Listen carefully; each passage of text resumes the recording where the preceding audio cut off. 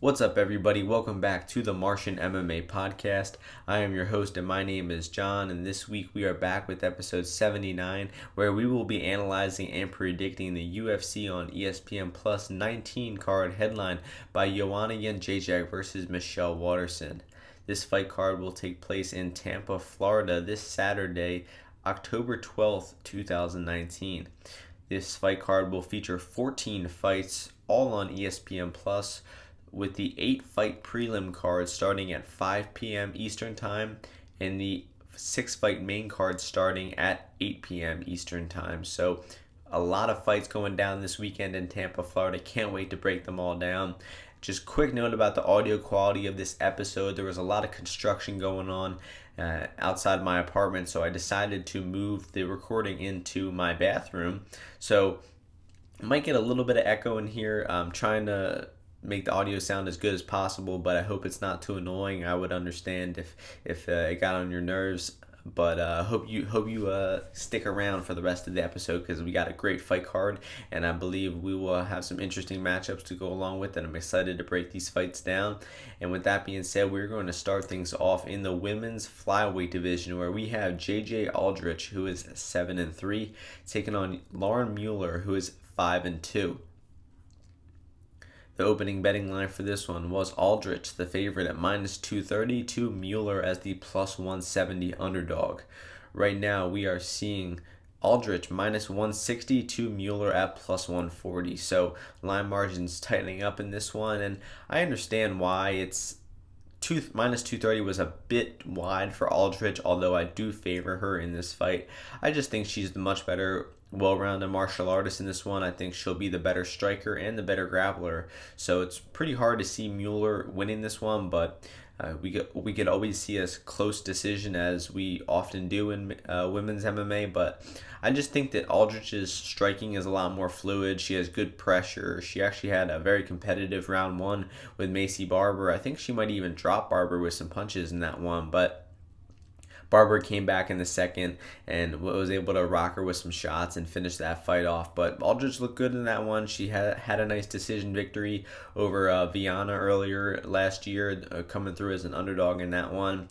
And Mueller had a few bad performances in a row. She was, I think, 4-0 going into that fight with Yanan Wu, and got tapped out by a guard armbar. It was an extremely bad performance. And then her fight versus Botelho, she was just soundly out-grappled that fight, was outstruck in that one, just did not look very good. But Mueller does train at Alliance with some good training partners over there, and it's entirely possible she's made a lot of improvements fight to fight. But from what I've seen on tape, I definitely think Aldrich is the right side in this one. I think Mueller could possibly make it somewhat competitive on the feet if they decide to have a kickboxing match for 15 minutes. It could be 29-28 either woman in this one. So I lean Aldrich. I think she will win the decision in this one, but it's not a confident pick, and I think at this price it would be a dog or pass. I just think it's a stay away fight in general. Maybe look for some live betting opportunities, but this one seems like a pass to me. The next fight takes place in the middleweight division, where we have Marvin Vettori, who is 13-3-1, taking on Andrew Sanchez, who is 11-4. The opening betting line for this one was Vettori -270 to Sanchez at +190. Right now we are seeing Vettori -335 to Sanchez +275. So we got the biggest favorite on the card right now, Marvin Vettori, in this fight. And I think this is a good matchup for Vettori, but I think that where the line is at now is a bit wide. I think that Vettori should be the better striker in this one, and Vettori has incredible takedown defense. He's got good scrambles, is able to reverse position and get on top. He did that versus Antonio Carlos Jr., and he did that versus Cesar Ferreira. So I think that Sanchez comes from a wrestling background. He's probably going to be looking to clinch up and get takedowns in this fight. I just don't think he will have success doing so. And I think that if this fight plays out at range, then Vettori should be the better striker by a pretty wide margin. Sanchez was actually getting touched up on the feet and hurt pretty badly in the second round versus Beirut not too long ago, so that's definitely not a good look. Although he did have a good showing in round 3. He had cardio problems in the past, gassing out versus Ryan James. Everybody remembers that fight. And Sanchez looked good in round 3. He came back from losing round 2. He had the better cardio, and he grinded out round 3 to win that decision. So he's definitely making some improvements in his cardio and in his game overall. So think this fight is a bit closer than the lines say right now. I would cap Vettori around minus 250 or so. I think that he will stuff takedowns. He will be pretty all right in the clinch, and he will outstrike Sanchez at range. But I think Sanchez will be the more aggressive guy. Vettori will be looking to sprawl and brawl a little bit, so it's possible that Sanchez maybe steals a round or two based on aggression and just doing a little bit more in the clinch. I just don't see that exactly playing out, and I think that Vettori should win this one via decision, possibly even getting that late finish, maybe a second or third round knockout, because he should be the better striker by a wide margin. And I've been impressed with the improvements that Vettori has been making in the striking. He looks to be getting his boxing really on point. He showed that in his last fight versus Ferreira. So the pick is going to be Marvin Vettori to win by third round TKO. The next fight takes place in the welterweight division. We have Hector Aldana, who is 4-2, taking on Miguel Baeza, who is 7-0. The opening betting line for this one was Baeza the favorite at minus 230 to Aldana at plus 170. Right now we are seeing Baeza minus 220 to Aldana at plus 180. So Baeza making his UFC debut in this one, coming off of his Tuesday Night Contender Series win over Reina. It was a pretty decent performance, I would say. He showed he's definitely UFC ready, pretty well rounded, but I just saw a few weaknesses from him that made me think that this is actually a closer matchup than the odds indicate. Aldana right now is sitting at plus 180. I'd say that has a pretty decent amount of value, and I believe I bet him earlier in the week at plus 165 now. Aldana is not a super reliable guy. He's his record 4-2 shows his inexperience. He does not have very good takedown defense or defensive jiu-jitsu, although the last time that we've seen it was around 4 years ago, but it was a bad showing. He got taken down right away, single-legged by Enrique Marin, back taken and tapped out all in a minute's time. So he definitely doesn't thrive on the ground, I would say, and he definitely likes to stand and bang in most of his fights. But that's where I think that this fight is interesting, because I was extremely worried about Baeza's striking defense in his fight with Reina. He was getting tagged with some punches. He did not move his head very well. He didn't react to punches too well.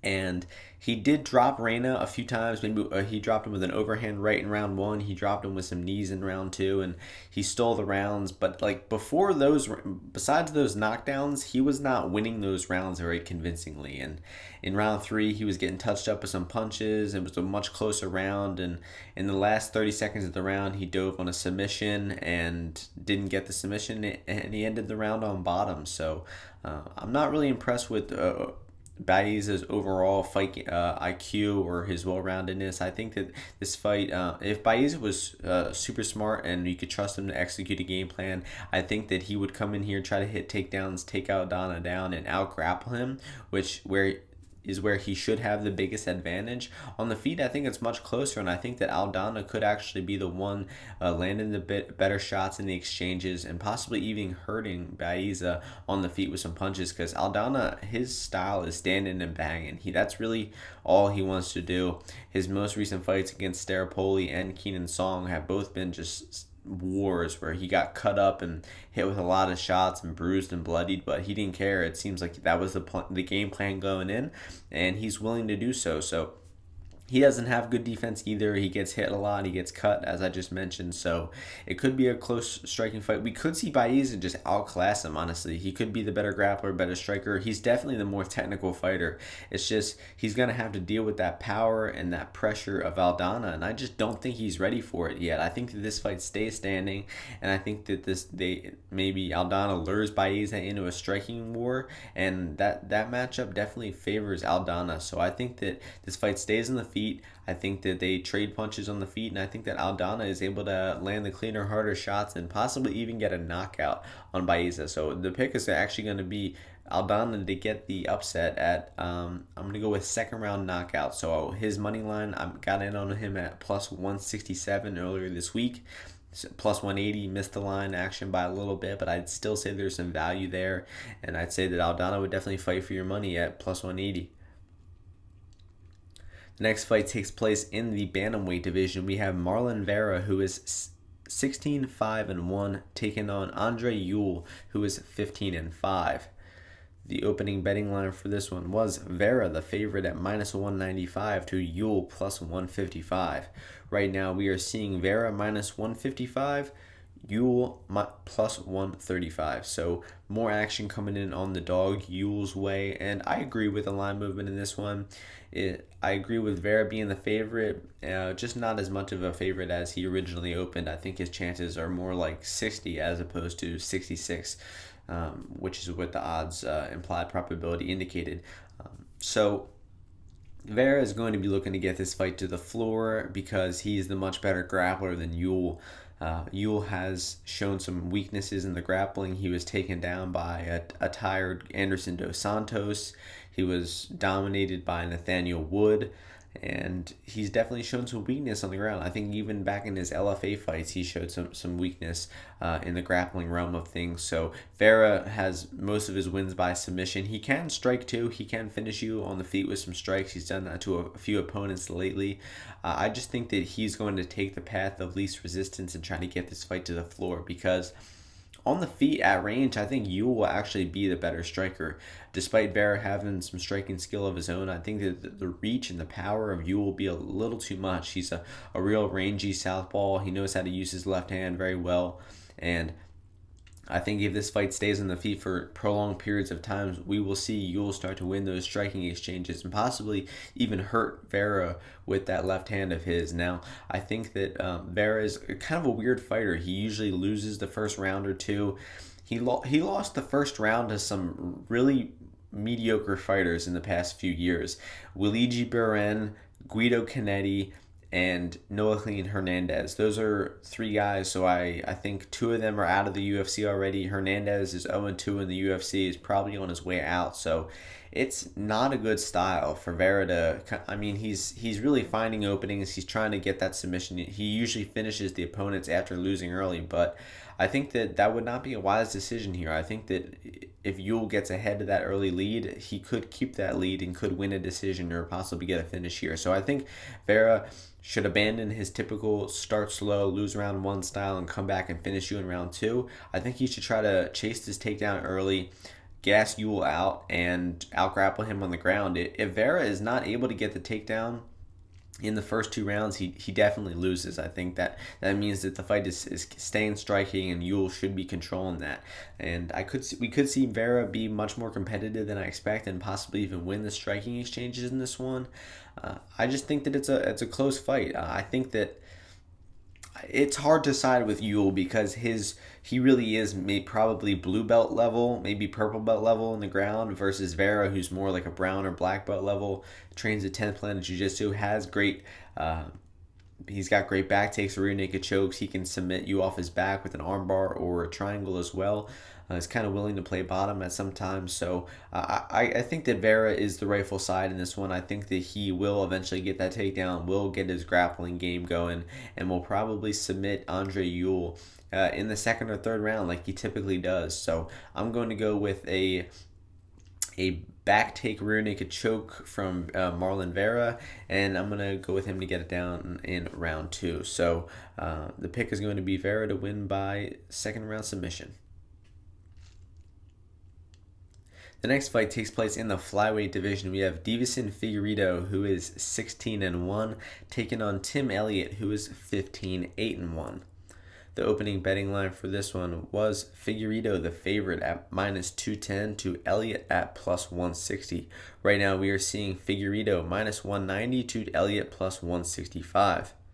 So the line's staying just about the same. There's definitely two-way action coming in on this fight, and I honestly expected Figueiredo to be a little bit more of a favorite in this one. I was just so impressed with his last performance, and I think that people might be underrating his last win in the betting line here. Pantoja is an incredibly well-rounded fighter. He's a great grappler, got great back takes and submission control on the ground, and he's been making leaps and bounds improvements in his striking. And Figueiredo just outclassed Pantoja in that fight. He was hurting Pantoja on the feet with some big strikes, with some powerful right hands and elbows on the feet. and he was stuffing the takedowns of Pantoja. He got taken down maybe once or twice. He popped back up to the feet. He showed improved get-ups. He showed good scrambles, and that was exactly what you wanted to see from Figueiredo after losing his fight to Formiga. He really got outclassed by Formiga, taken down, held down, just got dominated with the top control of Formiga. And I thought, honestly, Pantoja was going to do the same thing to him, but he showed massive improvements fight to fight. And I think that he has another good matchup here because he's taken on Tim Elliott coming off of a 22-month layoff. Last fight was in December of 2017. It was a nice submission win over Mark De La Rosa. But I just think his style is very weird. He's got that hands low style. He throws a lot of leg kicks to get inside on you, and then he tries to go for the takedowns. He's actually kind of similar to Crone-Gracie, who we will talk about later on the main card. But he's not looking to strike with you at range at all. He's looking to get inside, get the takedowns, and make this a scrambling type of fight. He almost encourages scrambling on the ground. Elliott is not a really skilled top control grappler. He likes just scrambling, trying to snatch a submission in transition, and just getting in wild brawl type of grappling exchanges where he's going back and forth and reversing and getting on top and sweeping. And he's a really exciting grappler to watch. And I think that this fight will have some great grappling exchanges, but I just don't see Elliott having the top control to hold Figueiredo down. I think Elliott would need a back take to win this fight because Pantoja has great back takes. He's got great top control, and he attempted a back take on Figueiredo. Figueiredo scrambled out and got back to his feet. He tried taking Fig down. Fig just popped right back up to his feet from open guard. So I just don't think that Elliott's top game is good enough to hold Figueiredo down. If he's attempting those takedowns, Figueiredo should scramble, should get back to his feet, and should land hard strikes on the feet. I was really impressed with his elbows in the clinch versus Pantoja, and I think that can be a massive weapon here. Pantoja took a massive amount of damage in that last fight. I was actually pretty surprised he wasn't knocked out, and I think that Elliott will not be able to take those same shots if Fig is landing them in this fight. So I see Elliott trying to close the distance to get takedowns, get the scramble game going, get some back takes, and get a submission. I see Figueiredo, his takedown defense standing. I see his get-ups being trustworthy. He should be able to get back up to his feet, avoid the submission, avoid the back take, and will probably knock Elliott out on the feet if this fight is on the feet for long periods of time. So I'm going to go with Figueiredo to get the third round TKO in this one, and it should be a real fun fight. And I actually have a 3-unit bet on Figueiredo at minus 185. Pretty confident in him here. I mentioned earlier I thought he would be around minus 250, minus 300. So I think we're getting a pretty big edge on the books in this one. Minus 185 I think is around 63 or 64%, and I cap him more around 70 to 75%. So we're getting a 5, 7, 10% edge on the books depending on how you look at it, and I think that would be a good bet on Figueiredo in this one. So the pick Figueiredo third round knockout, 3 units, minus 185. You can check out all my official bets on my Bet MMA Tips page, which will be linked on my Twitter, UFO_UFC on Twitters. So quick little self-plug there, and we're going to keep moving along with the card to the welterweight division, where we have Max Griffin, who is 15-6, taking on Aldrich-Mueller, who is 16-5. The opening betting line for this one was Morono, the slight favorite, at minus 130 to Griffin at minus 110. Right now we are seeing the line flip to now Griffin minus 140 to Morono at plus 120. I understand the line movement in this one. I think that Griffin should be the favorite in this one, although it is a very close fight, and it's a very winnable fight for either guy. Similarities between the two is both of them started off very aggressive in their last fight. Griffin came out aggressive trying to get the early takedown versus Imadaev, and Morono came out aggressive putting the pressure on Zach Otto, trying to outstrike him. So it's entirely possible that both of these guys do that in this fight, and maybe one of them gets clipped in the first minute and possibly knocked out. So that's always a possibility, but we'll analyze the fight fully and all the possibilities. I think that the most likely scenario is Griffin trying to come out here and hit takedowns and try to out-grapple Aldrich-Mueller, because Morono has been taken down in the before. He's shown some weakness. He has been out-grappled to decisions, like versus Jordan Meehan and even versus Kita Nakamura not too long ago. But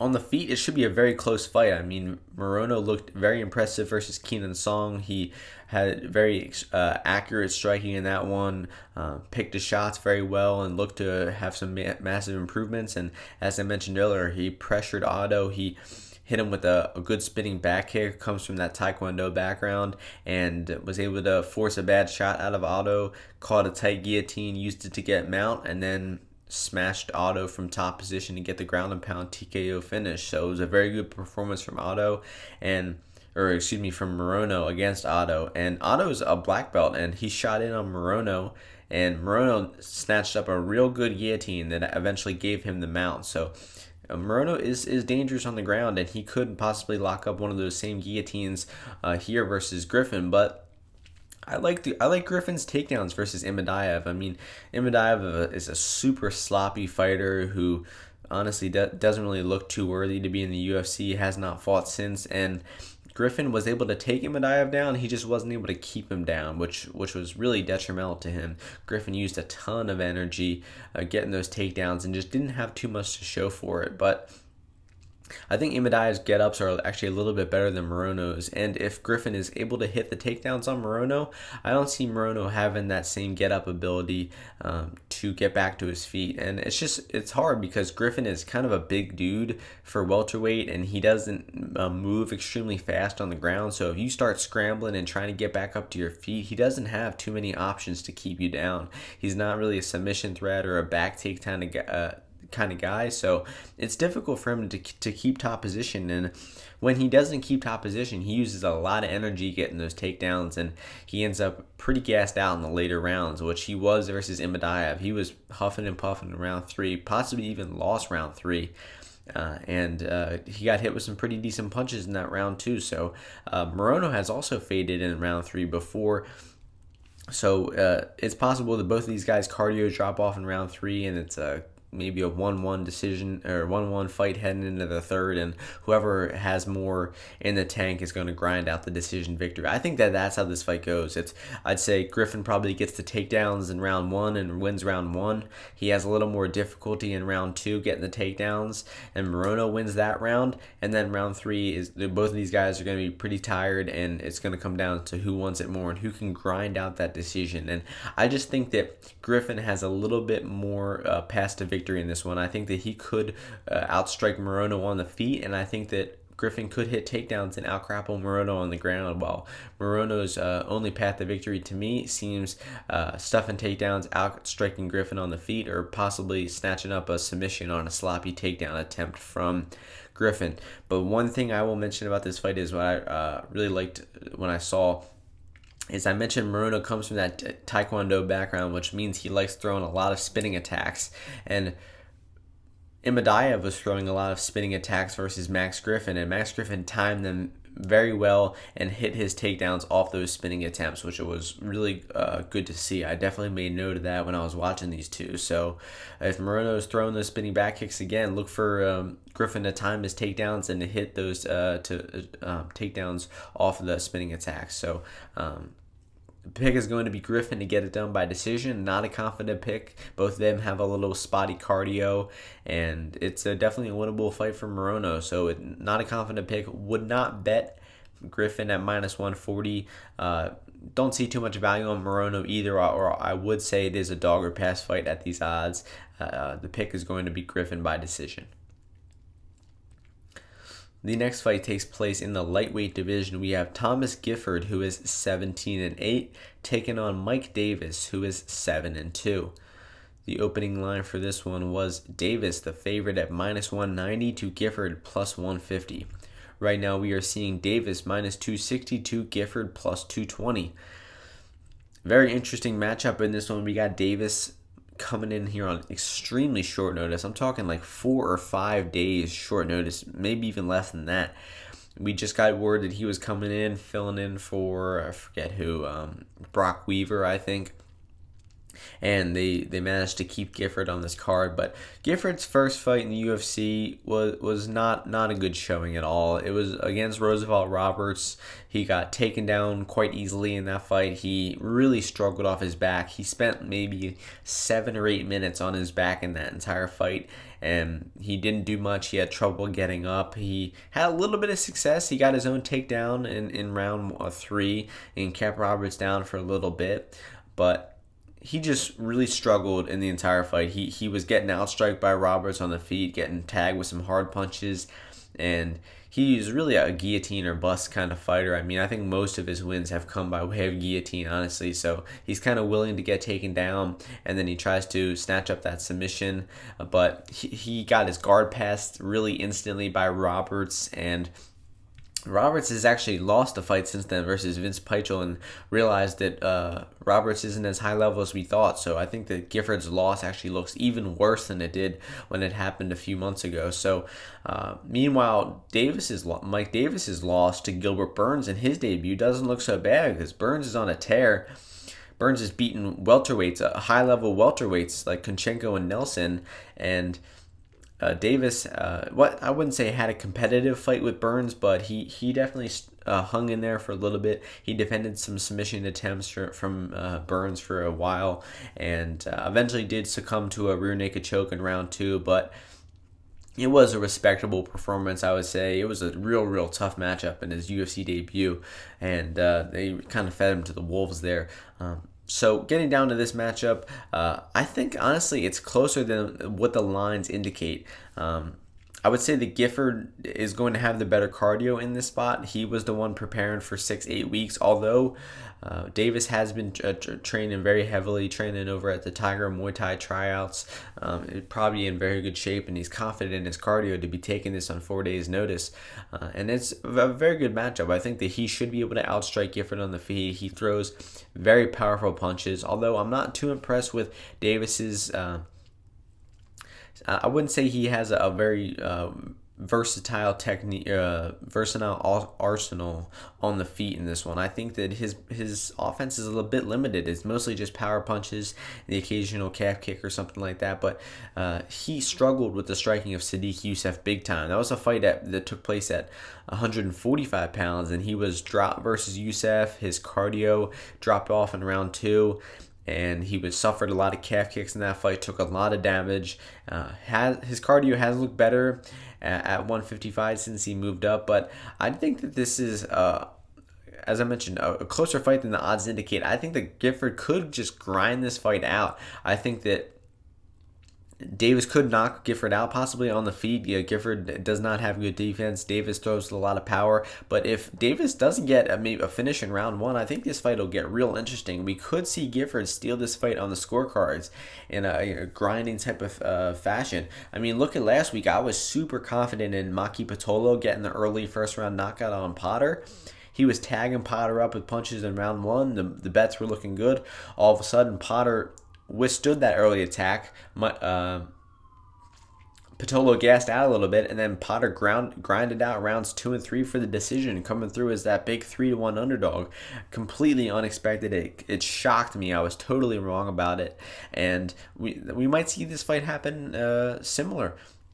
Davis coming in on short notice. His cardio will be questionable, to say the least. So I'm actually going to make a bold pick, and I'm going to go with Gifford to grind this decision out and win this one 29-28. I think he loses the first round. He hangs in there. We see a cardio drop off from Davis, and I think that we could see Gifford hitting takedowns, getting in top position, and winning rounds 2 and 3. So it's a bold pick. I wouldn't say there's too much tape to back it up, but I'm going to go ahead and just make the pick anyway. Gifford by decision. I'm sure you can get some juicy odds on that, maybe 3-1, 4-1 on the decision. Gifford by decision 4-1. Yeah, so that's definitely a good bet. Probably throw a half unit stab on that one, and maybe even some money line action on Gifford. So with that being said, we're going to move on to the next fight. The last fight on the prelims, we have in the light heavyweight division, Devin Clark, who is 10-3, taking on Ryan Spann, who is 16-5. The opening betting line for this one was Spann. minus 215 to Clark at plus 165. Right now, line margin is tightening up. Spann minus 150, Clark plus 130. So both of these gentlemen coming off of impressive wins in their last fight. Spann getting that early first round knockout over Lil Nog, and Dev Clark winning that decision versus Stosic. So it's a very good matchup, and it's a tough fight to pick. I think that Spann will be the better striker on the feet. I was impressed with his boxing versus Nog. I think he should be the longer fighter. I'm not looking at statistics right now. I'm just basing off of what I've seen from the guys. I think Spann should have the longer reach. He's got a good jab. He actually knocked out Nogueira with a nice uppercut. So I think he's definitely making improvements in his boxing, and he has a decent ground game as well. He can hit a submission. He can get on top and do some damage with ground and pound. But I think that his ground game is definitely his biggest weakness. His takedown defense is not very good, and he can be out-grappled. We saw Luis Henrique take him down 4 times in their fight just a year or two ago. So I expect Clark to be chasing the takedowns pretty heavily in this one. Comes from a wrestling background. I think he actually might be an All-American wrestler or something like that. Definitely a decent wrestling pedigree, college wrestling pedigree for Clark.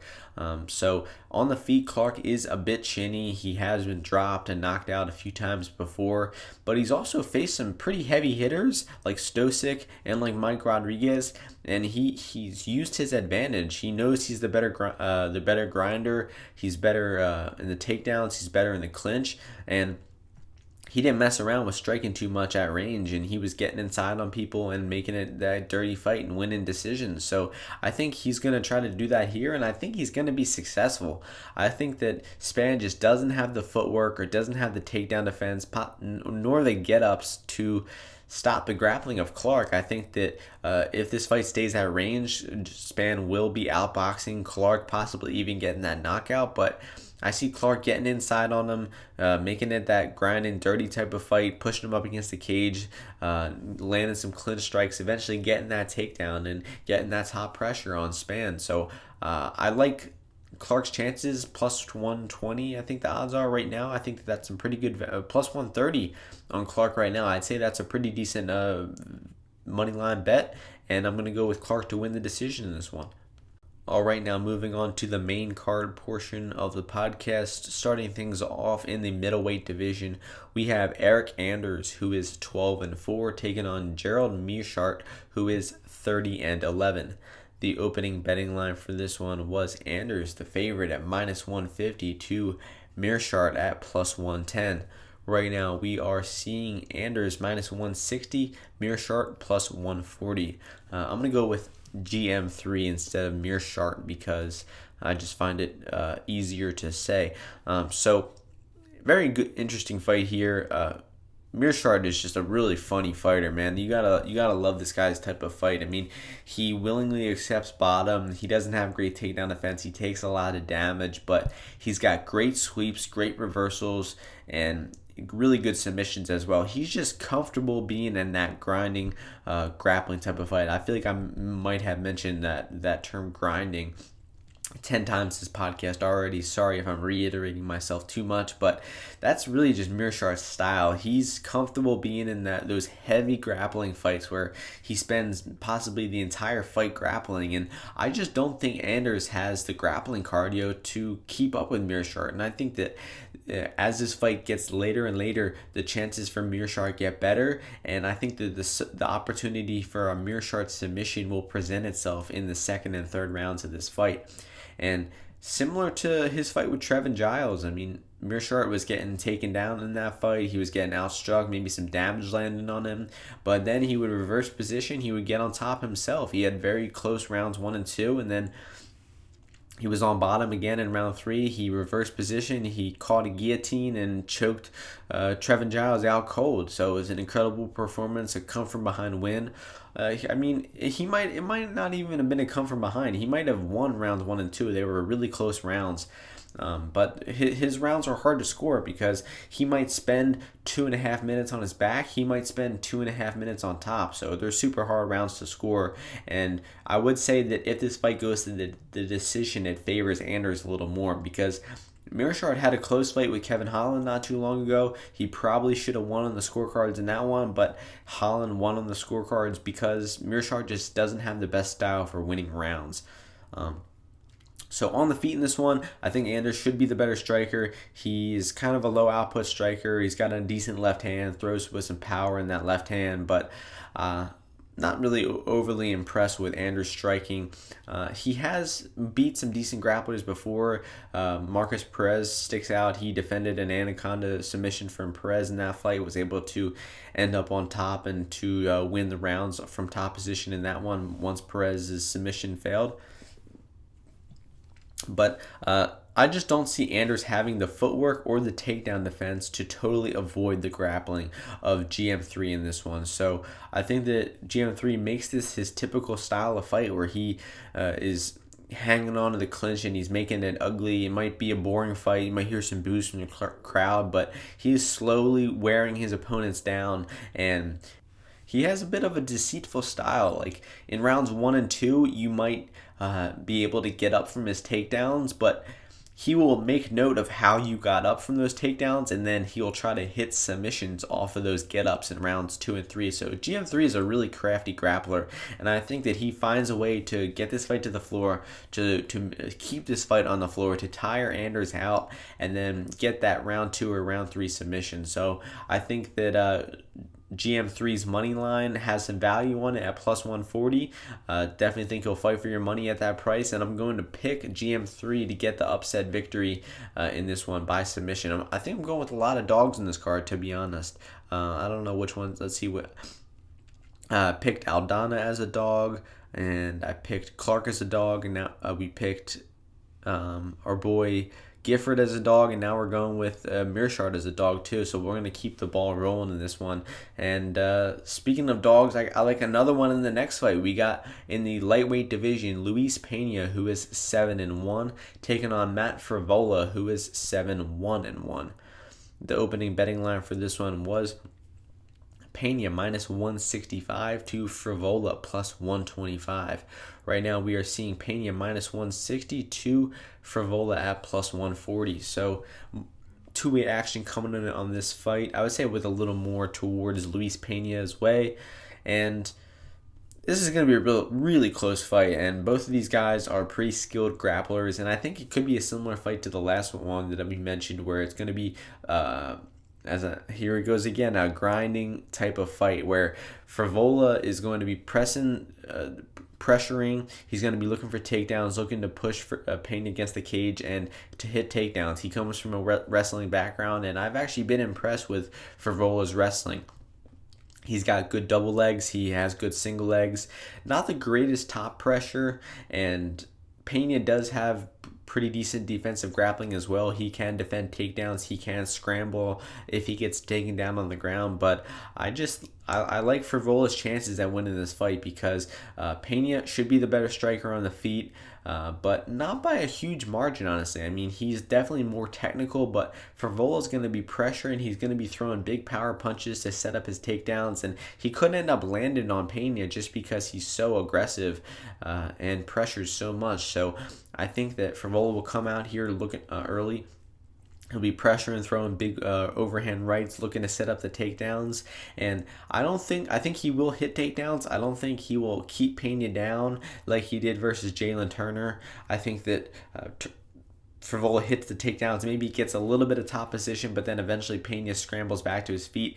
And that's when I say it's going to be the grinding type of fight, because Frevola's just not going to let Pena go. Pena might stand back up to his feet. He might be leaning against the cage, but then Frevola's probably going to drag him back down to the ground. And in my opinion, I just think that Frevola has more ways to win the fight. I think he could possibly hang on the feet with Pena and win a striking kickboxing type of fight like he did versus Venata, which fight ended up going to a draw, but it was a very close fight. Good showing from Frevola in that one. And I think that Frevola could win this fight via decision by just having more top time than Pena. I think he could hit the takedowns. He could stay on top for a few minutes, and he could do just enough to steal a few rounds. We might also see Pena have great takedown defense, have great get-ups, scrambles, get back up to his feet, create distance, and use his superior technique to outstrike Frevola on the feet. There's a lot of possibilities for this fight, and that is why it's close. But as I mentioned earlier, I like the dog in this one. I'm going to go with Matt Frevola to win the decision in this one. I think that he is the one on top more. He's going to be hitting takedowns. He's going to be making a more of an impression in the judge's mind. And I just don't think you can lay minus 150 or higher at Pena to rely on him to stuff the takedowns, to rely on him to not spend too much time on his back, because he has lost close decisions before in pretty grappling heavy fights. A look at his fight versus Mike Trizano. He just didn't do enough in the rounds to steal it on the scorecard, although he probably had a good case for winning that fight via decision. So close fight, really looking forward to it. I'm going to go with Frevola to win the decision and cash as the plus 140 underdog. The next fight takes place in the women's strawweight division. We have Mackenzie Dern, who is 7-0, taking on Amanda Ribas, who is 7-1. The opening betting line for this one was Dern, the favorite, at minus 245 to Ribas, the plus 175 underdog. Right now we are seeing Dern minus 145, Ribas plus 125. So a lot more action coming in on Ribas in this one, and rightfully so. That opening line was set way too in favor of Dern. I do favor Dern in this fight, but I think that Ribas is making big improvements fight to fight. She came off that 3-year layoff versus Emily Whitmire, and she honestly looked like a completely different fighter from her fights back in 2016. She looked pretty sloppy. In 2016, she got TKO'd on the feet by Poliana Viana, of all people, and I honestly was picking her to lose to Emily Whitmire, but she made massive improvements in those 3 years off. Her striking looked sharp. She didn't really show it too much, although she appeared to be the better striker and appeared to be able to land hard shots on Whitmire. She was really adamant on getting the clinch, getting the takedowns, and the back takes on Whitmire, and it worked out great. She got the takedown, she got 2 back takes, a lot of top control in round 1. She got a back take for around 2.5 minutes, wasn't able to get the submission, got reversed, spent the last 90 seconds on her back, but probably still won the round.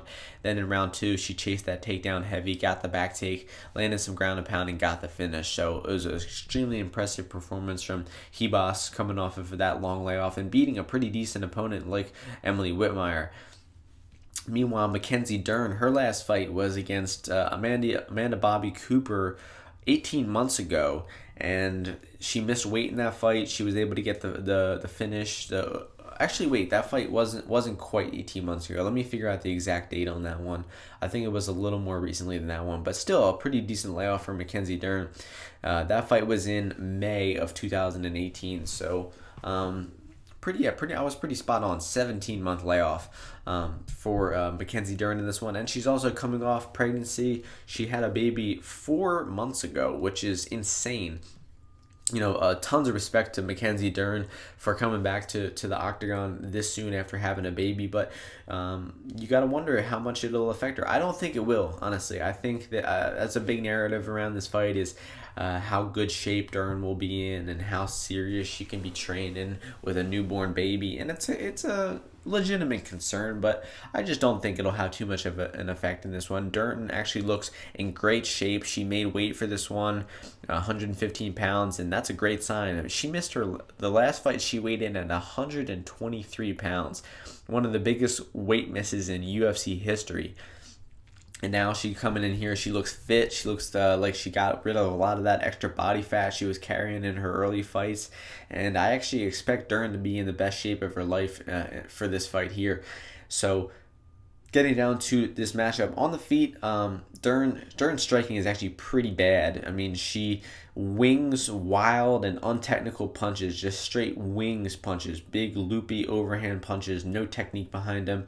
And then her defense as well, she seems to have no defense. I mean, she Doesn't react to punches well. She doesn't move her head. She was actually getting outstruck by Ashley Yoder when that fight was staying on the feet at range. She actually got briefly dropped with a left hand that hit her behind the ear versus Yoder in that fight too. So if this fight stays on the feet and is contested at striking range, I do expect Ribas to be the more technical fighter and to be able to land some hard strikes on Dern. But I think Dern won't mess around with the range in this one. I think she will be looking to close the distance, hit takedowns, and get this fight to the floor. I haven't mentioned it yet, but Mackenzie Dern, world-class jiu-jitsu black belt, one of the best female grapplers of all time. I mean, you could probably make the case that she is the best, most accomplished female jiu-jitsu practitioner of all time. I mean, her accolades are crazy. I think she's got some gold ADCC medals in there, although I'm not entirely sure.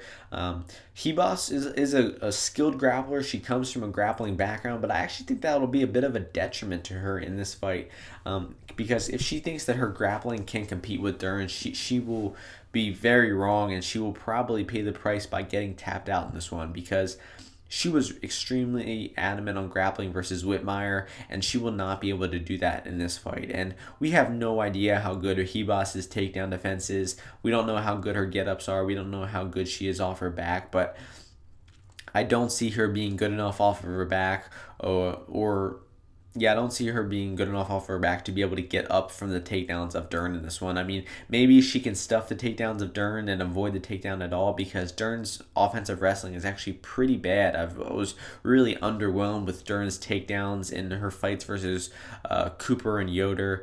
They were really bad takedowns. Eventually, she did get the takedown with a single leg in round 3 versus Yoder and get that back take to probably steal round 3 and probably still round 1 of that fight to edge a close decision. But that was a split decision, so it'll be a close fight, honestly. I think that Dern will get outstruck at range pretty quickly in this one. She will look to close the distance.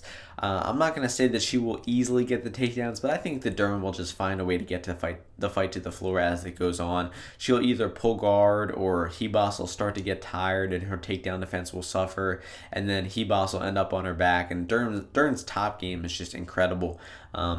Probably the best top game of any woman in mixed martial arts right now. And if Dern is able to get Ribas on her back, she should dominate once the fight gets there. So either Dern wins rounds on top or gets that submission on Ribas.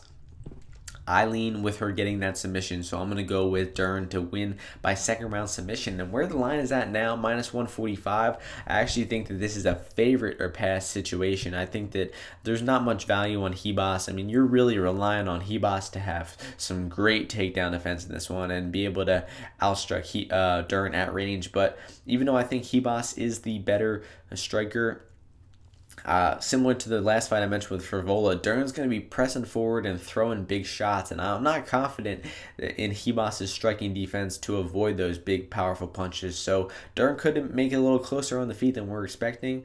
I think Dern has more paths to victory. She could win a low-output kickboxing fight, and she definitely should out-grapple Ribas on the floor. So the pick is going to be Dern to win by... Actually, I'll go with decision, not submission. I think that Ribas' grappling might be good enough to not get submitted. So Dern by decision is the pick. The next fight takes place in the welterweight division. We have James Vick, who is 13-4, taking on Nico Price, who is 13-3.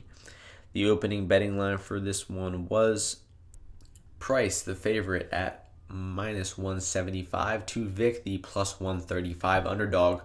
Right now we are seeing Price minus 145, Vick plus 125. So more action coming on James Vick, surprisingly.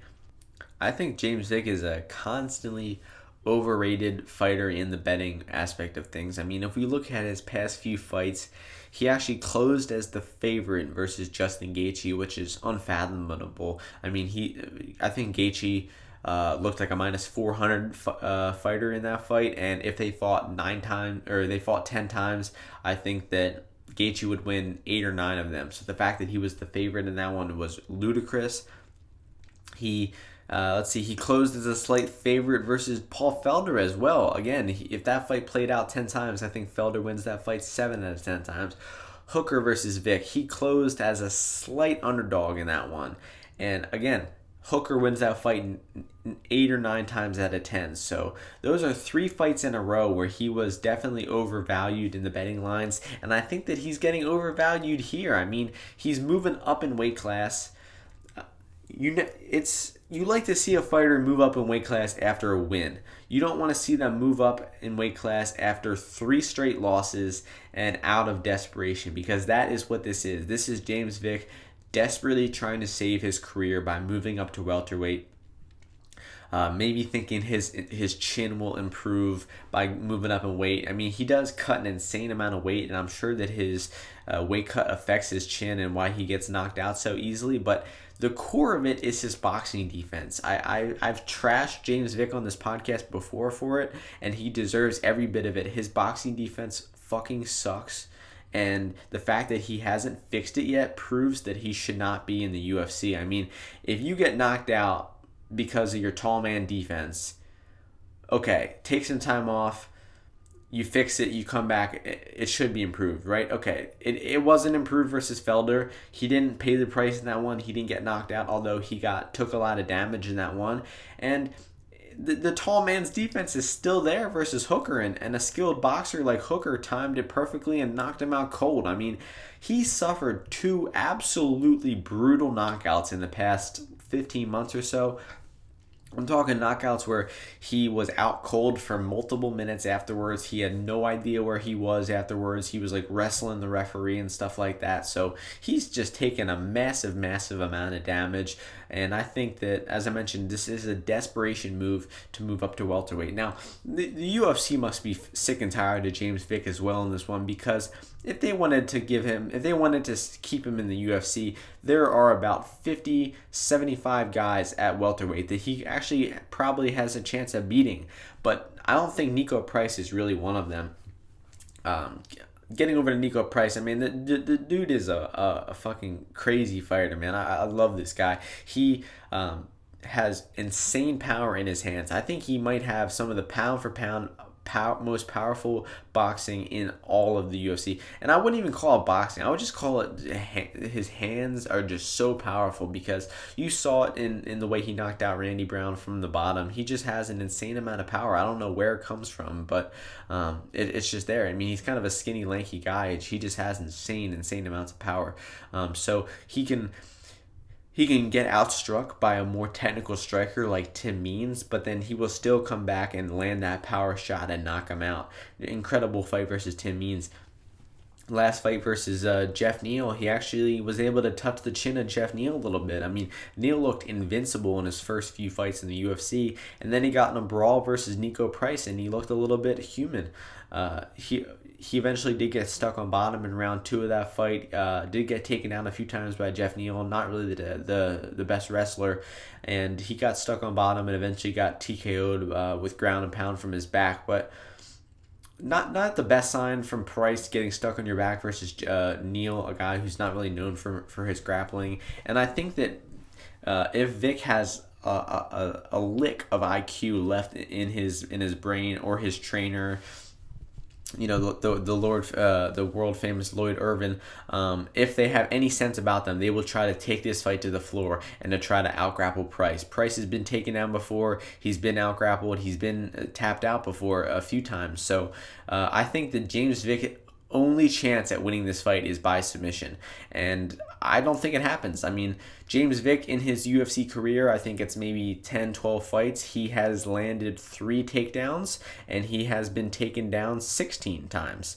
Actually, I'm sorry, he's landed 2 takedowns, and he's been taken down 16 times. So you just can't rely on his offensive wrestling in this spot. So if you're betting him at plus 125, you're relying on him either outstriking Price, having extremely improved defense, having an improved chin, and then winning this fight via outstriking him for 15 minutes, or you're relying on him taking him down and out-grappling him and tapping him out. And I just don't think that his chances of doing so are high enough. They're certainly not plus 125. I would actually cap Price as more of a minus 250, minus 300 favorite in this one. I think Price... I think how the fight will go is On the feet, Vic will outstrike Price for maybe a minute or two. He will look good. He will be landing some straight punches. But then Price is just going to be setting up that power shot. Eventually, he's going to land that bomb on Vic's chin and probably knock Vic out along the way. And I've been going pretty harsh at Vic in this breakdown. It sounds like I don't have too much respect for the guy. I definitely don't. Very rare that I would say that I don't respect the fighter, but James Vick would definitely be one of the ones who I don't respect. So I'm going to pick Nico Price to win win by knockout in this one. I'm going to pick him to win in the first round. And then I actually say that there's some pretty decent value on his money line. I see a lot of people betting the under in this one. I think that that's a pretty good bet as well. I definitely think that it goes under in this one. Should be a fun fight, and I hope to see James Vick knocked out. And moving on to the co-main event of the evening, we have in the featherweight division Cub Swanson, who is 25-11, taking on Gracie, who is 5-0. The opening betting line for this one was Gracie, the favorite, at -265 to Swanson, the underdog, at +185. Right now we are seeing Gracie -165 to Swanson +145. So Gracie the favorite in here. I understand why he's the favorite. He's got the Gracie last name. He's got the name recognition. Cub Swanson coming off of 4 losses in a row. 2 of them by way of submission. He lost by way of submission 7 times in his career. So on paper, I see why Gracie is the favorite. But in terms of if an odds maker, if an experienced MMA fan really watched the tape on these two, I don't see how you cap Gracie as the favorite, honestly. I think that Gracie has a chance at getting that back take or getting that submission on Swanson in some form. I just don't think his chances of doing so are more than 50%. I would actually cap them more around 30-35%. I really think that this is a good matchup for Cub Swanson. He's coming off of those 4 losses in a row, as I mentioned. Not the best performances in there. Got dropped by a jab versus Moiscano, back taken, tapped out. Got tapped out twice versus Ortega in the same fight with a guillotine. But along the way, 2 of his losses he's looked pretty good in. I mean, his fight versus Frankie Edgar, it was a very low output, not much happened in that fight, but he stuffed 8 of 8 takedowns versus Frankie Edgar. And Edgar just took down Max Holloway last fight. He's definitely fading in his athleticism, but he still has that great wrestling base. And the fact that Swanson was able to stuff 8 of 8 takedowns is an extreme accomplishment. And Swanson's fight with Burgos last fight was pretty competitive as well. I did give it to Burgos. I thought he should have won the decision, but it was a split decision as one of the judges scored it, and I thought that Swanson looked pretty decent in that fight along the way. So getting down to how this one matches up, Gracie, in his small sample of fights that we've seen so far, I've been really unimpressed with his MMA skill. We'll start things off with his Ryzen fights. In his fight with Kawajiri, he traded with Kawajiri in some weird clinch exchange for a few minutes, and it was just a really weird exchange, and it was extremely worrisome. I mean, it showed that he doesn't have good instincts or fight IQ yet. I mean, he only has maybe 15-20 minutes of octagon time total, so it's hard to have a great IQ. He hasn't been very active over the past few years either, so it's hard for him hard to rely on his fight IQ there. And I just think that on the feet in this one, Gracie is extremely liable for getting hit with some punches. I mean, his striking defense is not very good, and he has that hands low style. He throws those lead leg kicks to try to get inside on you and try to get that body lock of some sort. And he did it effectively versus Alex Caceres. He was throwing those lead leg kicks. He faked one of them. He got the body lock, standing back take, got the rear naked choke in about 30 seconds. So I think that Gracie will need another back take in this fight to win, because I don't see Gracie having the wrestling to take Swanson down. We have not really seen Gracie wrestle at all. He's really a guard pull type of guy, or get a standing back take and get the fight to the floor that way. I definitely think that Swanson's takedown defense will hold if Gracie tries to take him down via wrestling. Gracie would need a crafty back take like he got versus Caceres to win this fight, quite honestly. If this fight is at range, I think Swanson outboxes Gracie handedly, and could even possibly hurt and knock out Gracie on the feet in this one if it stays striking for a long period of time. So I favor Swanson in this one. I think that plus 145 is way off. I think that he should be the favorite in this one, and I already have 2 units on Cub Swanson at plus 145, possibly might even add more. I just really favor this matchup for him. I think that Gracie, I won't reiterate too more. I think he will need a back take. I think it's submission or bust for Gracie. I don't see him getting top position on Swanson and not submitting him for 15 minutes and making this one last to the decision. So the pick is going to be Swanson. I'm going to go with him to stuff the takedowns, to avoid the submission, and to knock Chrome Gracie out in round 2 of this fight. Really looking forward to this fight.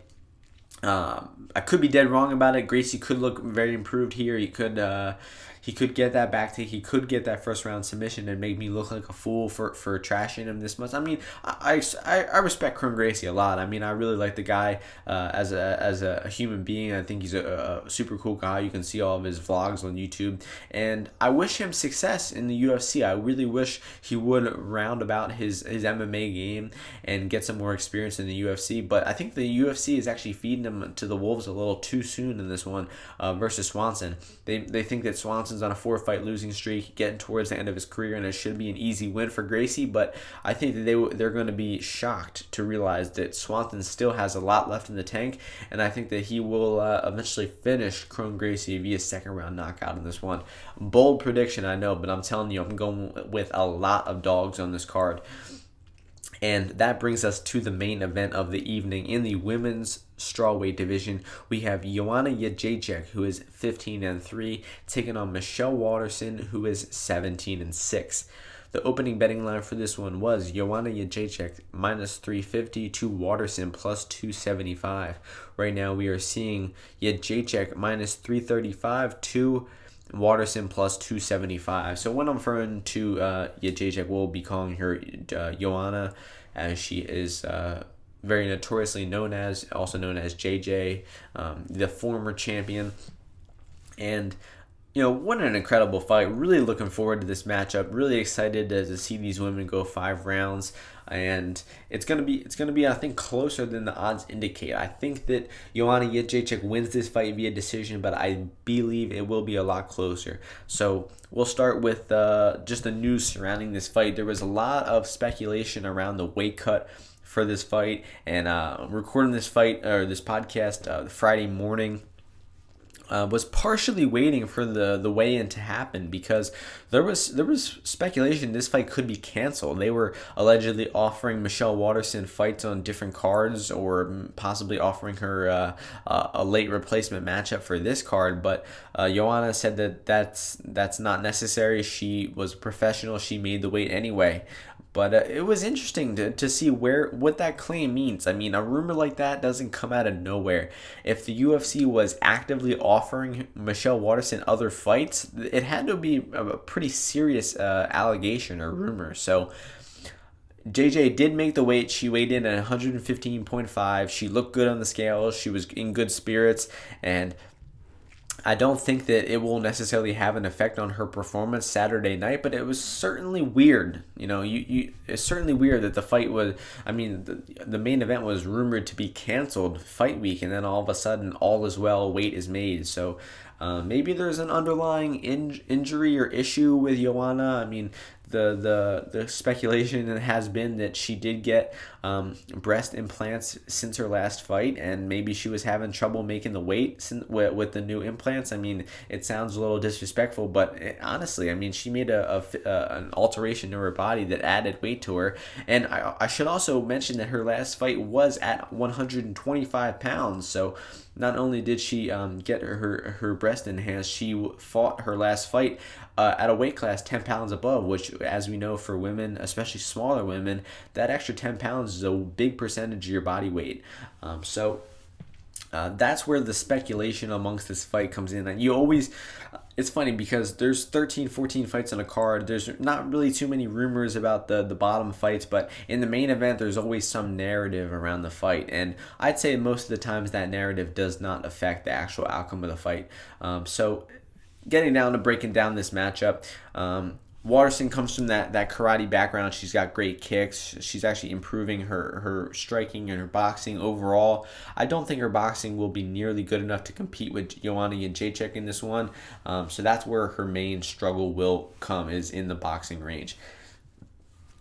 And Waterson has great takedowns. I mean, I'm impressed with her wrestling. She has a pretty decent array of takedowns. She can hit a single leg, a double leg, but her favorite takedowns would be the trip takedowns. She likes getting the body lock and going with those inside-outside trips, and she does them very effectively. I'm impressed with Waterson's wrestling skill. And then when she gets the fight to the floor, she's got good top pressure. She can attack off of her back with strikes or submissions, throwing up arm bars. And Michelle Waterson is just a really well-rounded fighter. She might even be more well-rounded than Joanna, because Joanna doesn't have a very great jiu-jitsu game, doesn't have a great offensive wrestling game, but she doesn't need it because she has incredible takedown defense. She's got great get-ups, and she's got elite-level striking. I mean, she has some of the best. Joanna is no doubt one of the best female fighters of all time. I put her, if she's not in your top 5, you're doing it wrong. She the way she was able to round about her game from just being primarily a striker to developing that insane takedown defense and insane get-ups just showed how high level she is of a martial artist. And I could be dead wrong about claiming that Waterson is overall more well-rounded, but starting to see how this fight goes down, I just think that Joanna's volume and her accuracy will be a little bit too much for Waterson. I see Joanna outstriking Waterson in the first maybe 1, 2, 3 rounds pretty cleanly. She's going to be kicking Waterson's legs a lot and going to be using her straight punches to keep Waterson away. But Waterson is going to be using her side kicks, her karate background, and to try to keep Joanna at range and try to not let Joanna get into boxing range, and then maybe look to clinch Joanna up. Make this fight dirty, try to out-clinch her, try to land some good knees and elbows in the clinch, and eventually look to transition to her trip takedowns from the clinch as well. And I think Waterson will probably hit a takedown or two in this fight. I think she's going to make it a lot closer than people imagine. And I don't have too much tape to back this up. I mean, Joanna got taken down with an outside trip takedown in round 5 of her fight versus Rose. Not really the best shred of evidence, because they were kickboxing for 24 minutes straight, and then all of a sudden Rose decided to level change and was able to hit the takedown. Very well set up by Rose in that one, and I don't think the takedown will come as easily in this one for Waterson. But Waterson's crafty, man. She comes in with a good game plan. She always comes in extremely dedicated, focused, motivated, and she's on a winning streak. She's trying to get that title, and I think that at this point in their careers, Waterson is the fighter who is improving more and more fight to fight, and I think she wants it more at this point in her career. Joanna, I think she wants to get her belt back and maybe retire on top, and she wants to. I definitely think Joanna is still very motivated, but she's just not making improvements the way Waterson is. She's not adding new tools to her game. She's not. That's the biggest thing. She's not adding new tools to her game. She's kind of the same fighter she has been for the past few years. And Waterson's coaches usually come in with a great game plan. They usually study tape well. They find out the weaknesses of their fighter and drill it into Waterson's brain to execute that game plan. So I have faith in Michelle Waterson, man. I'm not going out here and picking her as the underdog. I'm not going with like my 7th or 8th underdog of the card. But I think that this fight will be closer than people imagine. I think that the value in the betting line is on Waterson in this one. I would not be laying 3-1 on Joanna at this point in her career. especially with the rumors of the weight issue, and just with the trajectory of their careers. I think that Waterson is still on the rise, while Joanna is stagnant, possibly even declining. So the official prediction for this one is going to be Joanna Jędrzejczyk to win a decision 48-47. I think Joanna wins rounds 1, 2, and 3, and I think Waterson wins rounds 4 and 5. Now, it's a pretty bold claim because Waterson does not have as much 5-round experience. Joanna has fought the full 5 rounds much more times, much more recently than Waterson. But Waterson's been scheduled for it before, back in her Invicta days, once versus Paige Van Zandt in 2016. Never gone the full 25 minutes, if I recall correctly, while Joanna has against extremely high-level women. And it's a bold claim saying that Waterson's cardio will take over late, but I think that it will. I think that the takedowns will be a little more available in rounds 4 and 5, and I think that Joanna won't have that energy to get back up to her feet, and we could see Waterson keeping top pressure and winning rounds 4 and 5. So I'm honestly, I love both of these women. I'm big fans of both of them. They're great fighters, great personalities as well. I'm actually cheering for Waterson in this one. I think that, like I said, she has more upside. I think that she has more potential at this point in her career, and it might be stupid to give her this much respect just based on that alone. But I'm giving respect to Waterson in this one. I think that it'll be a close fight. It's going to be great, a really good one. We might see Joanna dominate. We might see her win 50-45 and look like her elite level self that she typically does. But I think we're seeing a bit of a drop off in Joanna. I think that this is. I think she's lost 2 fights. Yeah, she's lost 2 of her last 3, while Waterson, I think, is on a 3-fight win streak. So, as I mentioned, the trajectory is there. So, I'm really looking forward to this fight. It's dog or pass. I'm picking Joanna to win 48-47, but it's definitely the value on Waterson in this one. So, that'll be all for this podcast so far. Picking a lot of dogs on this card. As I'll mention it one more time, all the dogs I like in this one. I like Aldana at plus 180. I like Clark at plus 130. I like Mearshart at plus 140. I like Frevola at plus 140. I like Gifford at plus 220. I love Swanson at plus 145, and I even like Waterson a little bit at plus 275. Probably won't make bets on all those people. I will give you my fully updated bets on my Bet MMA Tips page, which you can find on my Twitter. Check me out on Twitter at UFO_UFC. That is UFO_UFC. It's been 14 fights breaking down this week. Hope you all enjoyed them. Hope you enjoy the card this weekend. And I will catch you all next week. Peace.